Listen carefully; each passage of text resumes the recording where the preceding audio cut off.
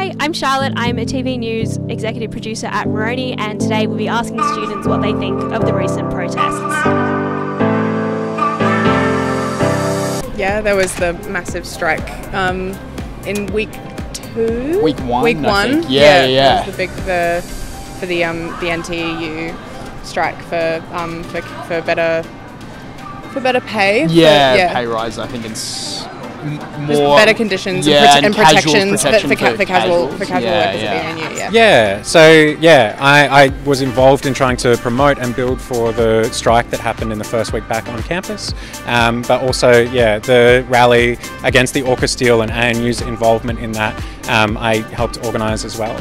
And then there's been some smaller ones over the last couple of weeks as well. Like there was one, I think one against AUKUS or something. Yeah, we saw like a SALT march for like against AUKUS yesterday or the day before. Yeah. And there was also a rally around sexual assault on campus as well that happened last week, which I think a lot of people are aware about. Look, I follow a lot of the protests on campus, and I think the most effective ones are the ones that impact students and staff. Those are the ones, like last year the NSSS protest was fantastic, and this year the NTEU strikes were like some of the ones which are most effective. So I really think that the issues that affect students, and when we protest and mobilise around those tend to be the most effective protests and activism on campus. Well, I hope so, especially in terms of the SASH protests. I think in building awareness it was very effective and helpful, but it's not really in our hands.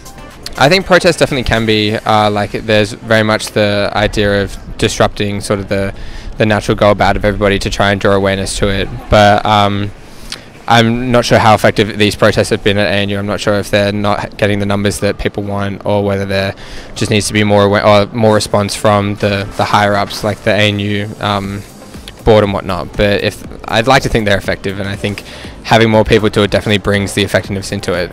I think the thing that we need is more protests that are bigger, really. I think the way that students can have power is by mobilising in our numbers, and I think that smaller protests are a good way to potentially try and build towards that, and also create a approach to actually orienting ourselves to activism on campus that can open the door for bigger and better things later on.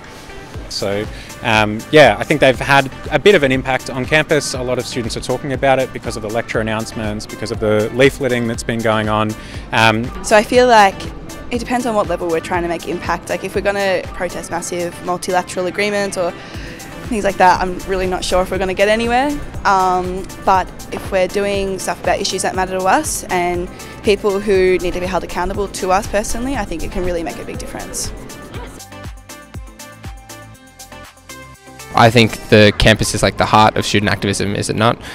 You'd hope that all the students that come in day out would at least take note of what's happening, even if they're not part of it. Absolutely. I think when you look at the history of some of the biggest social movements that have happened, like women's liberation, gay liberation, the anti-Vietnam War protests, 60s and 70s, that those started on campus, and some of the most radical actions were on campus, student union protests. And I think that's a kind of vibe that I would love to see brought back onto campuses today, and that I think would be one of the best ways we could push forward our own rights as students. Yeah, absolutely. Yeah, I mean, it's a long tradition, and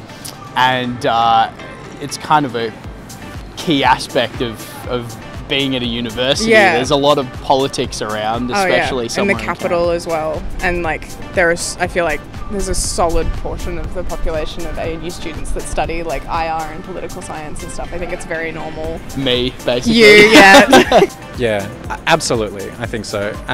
Realistically, there has always been student elements of any mass movement that has changed anything in society. The anti-war movement is touch point and a reference point for people around student politics. But even if you look at the gains when it comes to Indigenous politics, students were a key part in the fights for civil rights and fighting against segregation in this country, fighting for women's rights. I think all of these issues, there were mass movements where the campus was crucial to organising and leading key sections of that. I think there was a lot of controversy, obviously, about how SALT handled the protests in week 1. There was a lot of stuff going around about them like storming people's classrooms and like kind of like accosting students and teachers for not participating. So that's like one part of it. But for the most part, like it's good. But the strike obviously worked, and it achieved what it needed to. I think there's an ongoing discussion about like what protesting looks like in an educational institution, I guess. I think there's definitely a sense that student protest and student activism is just like preaching to the choir, and it's like, oh, what's the point? But like, obviously, this is the space that we have, and people on campus are going to use this space to make their voices heard. When there needs to be like further steps to say, look, if we've tried these things and now you listen to us, and get the wider student population involved, because it's just too important to just we saw the results of the NSSS survey, and ANU has some of the worst results in the country, and it's been going on for years and years and years, and again just let down again and again and again. So it's really important to have those protests to bring people together at first, and then to keep the pressure on the ANU. I think culturally and politically, protest has a key place in student life and student politics. Sometimes that's harder than at other times, but it's worth building and trying to make bigger, because that's how you change history.